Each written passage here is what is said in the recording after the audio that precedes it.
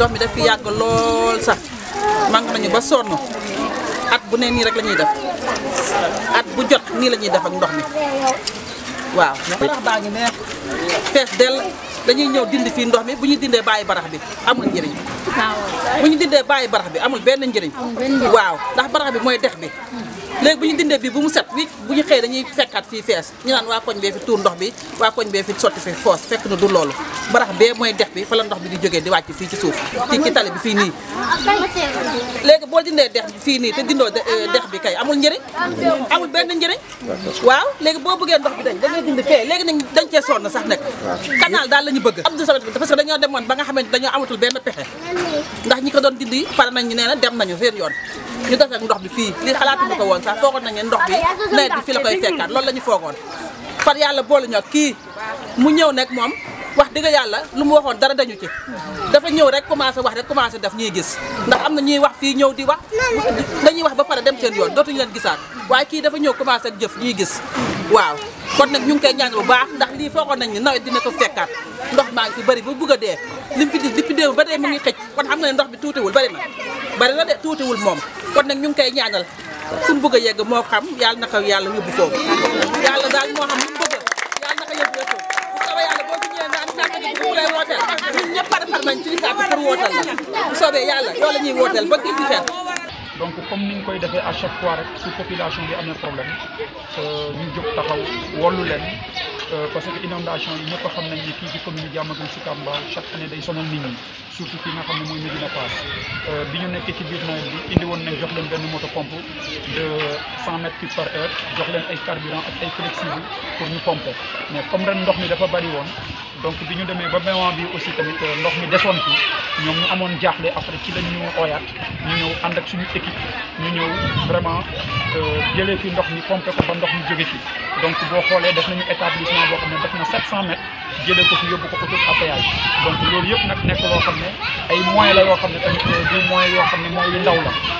ñu ngi ci nekk démb ak démb si guddi daanaka ñu ngi ci quitté tard la nuit bi ñu xëyee tamit ci lañ nekk mais nekkul fii rek lañ jëm dañu gis les grandes artères yi nekk dans la commune nga xam ne oto yi dañ fay jaar donc dañoo war a jóg fépp koo xam ne rek day loraange dafay am rek ñu seet nag la ñuy jàppee dem nañ Kalimam Diarra bu côté Fass Mbao ba jëlee fa ndox mi bi ñu jógee foofu ci lañ ñëw fii encore jëlee fi ndox mi fi nekk donc gis nga soulagement bi population bi am donc lii rek mooy suñu mission lépp loo xam ne rek soxla pour askanu Diamaguène Sicap Mbao duñ mos a tàyyi pour jàppale leen mais ci programme bi nga xam ne moom la le gouverneur de la région de Dakar muy le gouverneur Alhassane Sall mu nekk programme jekkali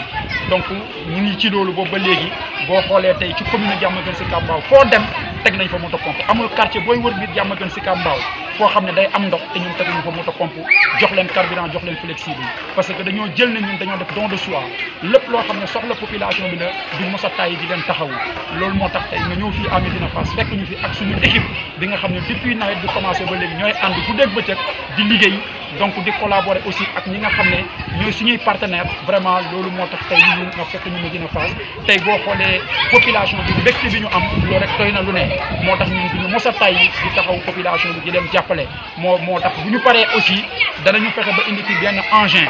mu décaper li nga xam ne mooy tali bi jëlee fi pax bi bu ko defee oto yi mën a dem tranquillement nit ñi mën a vaquer seen occupation normalement donc daal loolu moo ñu indi fii tey à Médina Fass incha allah ni ñu ko defee fii noonu lañ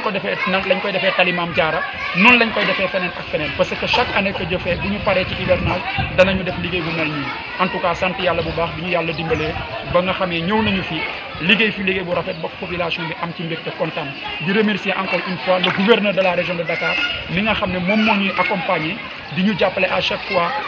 ci moyen ba nga xam ne danañ mën a dimbali askan bi ñu mën a am jàmm di ko gërëm bu baax a baax di gërëm état bi aussi